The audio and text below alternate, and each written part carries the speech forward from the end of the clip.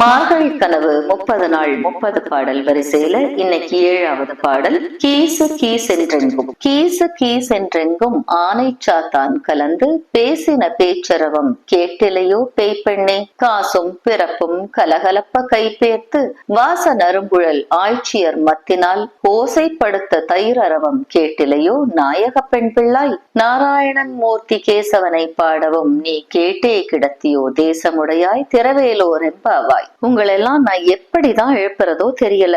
ஆனை சாத்தான் அப்படிங்கிற வலியன் குறைவுகளோட கீச் கீச் அப்படிங்கிற சத்தம் உங்களுக்கு கேட்கலையா என்ன? அதே போல ஆயர் குல பெண்கள் மத்த வச்சு தயிர் கடையறாங்க. அப்போ அவங்க கழுத்துல இருக்கிற தாலிகள் எல்லாம் உராஞ்சு ஒலி எழுப்புற சத்தம் கூடவா கேட்கல? இவங்க எல்லாத்தையும் நான் கூட்டிட்டு வரேன் அப்படின்னு எல்லாத்துக்கும் தலைவியா நீ சொன்னையே, இப்போ நாங்க கேசவா கேசவான்னு சொல்றது கூடவா உன்னோட காதுல கேட்கல?